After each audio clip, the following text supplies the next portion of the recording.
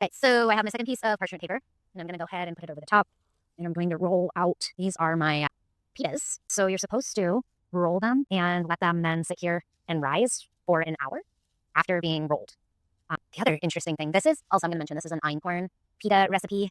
So you're also supposed to preheat the pan, which I'm doing now, and you put your sheet, like your pan sheet, upside down to cook the pitas. I didn't know this, so that's kind of interesting. So my upside down pan is going inside. I'll go over here, and I've got my first one done up, and I'm gonna set it to the side and let it rise. All right, I am getting my hands dirty baking. I'm rolling out the dough, and we're making pitas. Because who doesn't like pita bread? How do you like your pita bread? I'm actually going to be making up lamb gyros, which is pretty exciting. Lamb gyros are kind of a favorite for me. That's what my pitas are for. But I also enjoy pita bread with like hummus and baba ganoush. How do you like your pita bread?